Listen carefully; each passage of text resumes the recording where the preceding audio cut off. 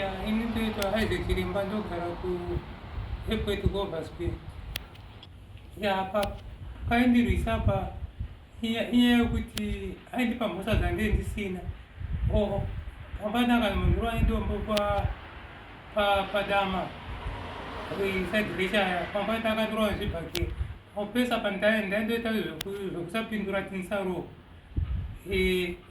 pari zvino akatotuta zvinhu mumba musi wa10 ndikafara ndikati at least aenda but chaundishungudza aundifonera pakati usiku ndimakusenzeni ndivhiringidza hope aise nhava meseji asingaite kuti kana mwana achinge afa muchauya ndamutora vana venyu hatina nzvimbo yekuchengetera makore vanhu vakawanda hatifona kuna sekuru vangu namai vangu vari kumusha zvinhu zvinonyadzisa but pasimba ndasingakuriku but indiri munhu anotya Mwari zvokuti ndangokuranidza kuti zvetsiva ndezvanhu vasina njere saka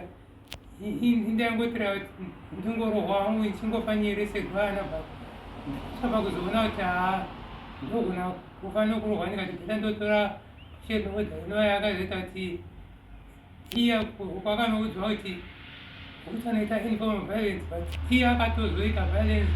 akonzekuti akaita zvinhu zvese ndikafara ngati kireti yangu mba yabuda zvokuti hatina kwiri nazo but chaundishungurudza kufonerwa usiku nchidhisipo kuvata nemameseji hasingaiti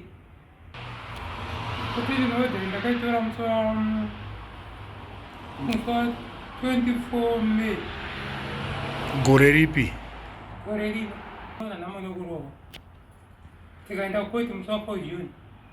musi wa 10 June tobva akatuta zvinhu zvese kungosiya hembe dzangu dziri mufloor ndikafara ndikati threat yangu yaenda ndakatofara kana nhasi akanzi haasi kundifonera kavafonera hama dzangu handisina kaproblem ayo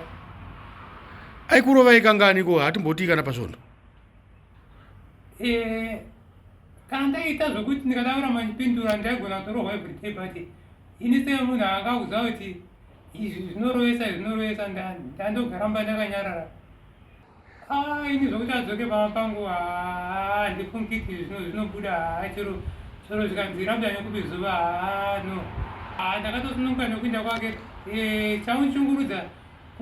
kune dzihama dzangu ko vanozondifonera kuti gasisa nemukadzi wako nekundifonera pakati usiku nekundipa mhosva akangotora zvese zvanga zvirumba saka takatenga tesenda inini amunoti waridi nazvo ngagari nazvo zvachiweza handine nazvo